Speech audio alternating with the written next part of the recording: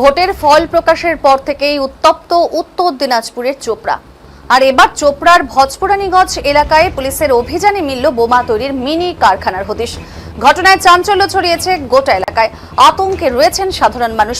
সূত্রে জানা গেছে, বুধবার চোপড়ার কালাগঞ্জ এলাকায় বিজেপি নেতা শ্যামল সরকারের উপর বোমা ও আগ্নেয়াস্ত্র নিয়ে হামলার অভিযোগ ওঠে শ্রীবাস মণ্ডল নামে এক ব্যক্তির বিরুদ্ধে। অভিযোগ, ভোট গণনার পরবর্তী সময়ে এলাকায় সন্ত্রাস ছড়ানোর উদ্দেশ্যেই এই হামলা চালানো হয়েছিল। ঘটনার পর পালানোর সময় অভিযুক্তের একটি ব্যাগ রাস্তায় পড়ে যায়। সেই ব্যাগ থেকেই উদ্ধার হয় একাধিক তাজা বোমা। এরপরই শ্রীবাস মণ্ডলকে গ্রেপ্তার করে চোপড়া থানার পুলিশ। শুরু হয় টানা জিজ্ঞাসাবাদ। পুলিশের দাবি, জিজ্ঞাসাবাদেই উঠে আসে বিস্ফোরক তৈরির চাঞ্চল্যকর তথ্য। সেই সূত্র ধরেই বৃহস্পতিবার ভজপুরানীগঞ্জ এলাকায় অভিযুক্তের বাড়িতে হানা দিয়েছে পুলিশ। সেখানে গিয়ে কার্যত চোখ কপালে ওঠে পুলিশ ও স্থানীয়দের। তল্লাশি চালিয়ে উদ্ধার হয় বিস্ফোরক তৈরির নানান সরঞ্জাম। পরিস্থিতির গুরুত্ব বুঝে ঘটনাস্থলে ডাকা হয় বোম ডিসপোজাল স্কোয়াডকে। উদ্ধার হওয়া সমস্ত সামগ্রী খতিয়ে দেখা হচ্ছে এবং পুরো এলাকা ঘিরে ফেলেছে পুলিশ।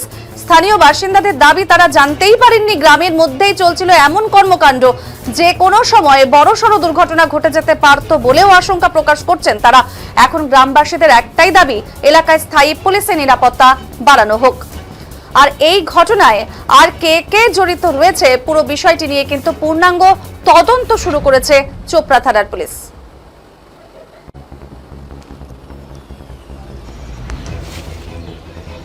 দাদা বলছি, এত পুলিশ কেন এখানে? এখানে বলে বোম পাওয়া গেছে, কালকে বাজারের দিকে বোম চলছিল। হ্যাঁ, তারপরে আজকে বাড়িতে বোম পেয়েছে, অফিসার আসছে, সবাই দেখছে। তো আমরা এখানে গ্রামবাসী হয়ে আতঙ্কিত হয়ে আছি। প্রশাসনের কাছে আমরা অনুরোধ করব, যাতে প্রশাসন 2-1 দিন এখানে প্রোটেকশন দিয়ে রাখে, আমাদের সেফ করে রাখে। আমরা এটাই প্রশাসনের কাছে আবদার করছি। এখানে গ্রামবাসী সবাই আতঙ্কিত হয়ে আছে এখন। এই যখন শুনলেন আপনাদের বাড়ির পাশেই বোম উদ্ধার হচ্ছে, কি মনে করছিলেন? আমরা ভয়ে আতঙ্কিত। আমরা কি বলবো, আমরা কি বলার মতো আমাদের পরিস্থিতি এরকম নেই। বোম, আমরা এটা তো গ্রাম না, গ্রামের মধ্যে তো এইভাবে কেউ এইসব কোনোদিন দেখেনি। তার মধ্যে আজকে হট করে এইভাবে দেখার পর তো লোক আতঙ্কিত হয়ে আছে, ভয়ে বেরোতে পারছে না। কি কত বোম পাওয়া গেছে? কত পাওয়া গেছে শুনলেন আপনি? আমরা তো এমনি শুনছি, কালকে বাজারে 9টা না 10টা বোম নিয়ে গেছে। আর আজকে বাড়িতেও বোম রাখা আছে, বলে বারুদ রাখা আছে। এইভাবে মানে এটা কি তাহলে কারখানা ছিল বোম তৈরি করার? এরকমই হয় মনে হয় বানাচ্ছিল এরকম, মানে বোঝা যাচ্ছে জিনিসটা। কার বাড়ি এটা? এটা যে নাম, ওই যে কালকে শ্রীবাস না কি নাম জানি না, আমি ওটাই শ্রীবাস মনে হয়। শ্রীবাস। আপনার নাম?